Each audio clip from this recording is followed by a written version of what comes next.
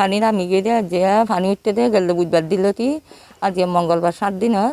সাথে 8 দিন আজ 16 দিন রাইতে দিন 3 দিন পানিত বাস এটা বাজি হনো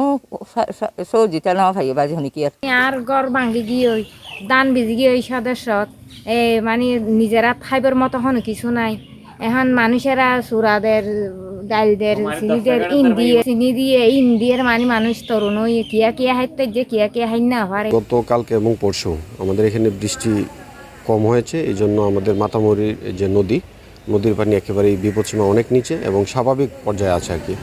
আর যেখানে যেখানে ফ্লাশফ্লাড হয়েছিল বেশিরভাগ জায়গা থেকে রাস্তা এবং মানুষের ঘরবাড়িতে যেখানে মানুষ পানিবন্দী ছিল আজকে মোটামুটি অলমোস্ট সব জায়গায় পানি নেমে গেছে। আমাদের শুধু বড়ইতলী এবং কুইয়ারবিলের কিছু অংশ যেগুলো নিম্নাঞ্চল ওইগুলোতে একটু একটু পানি আছে।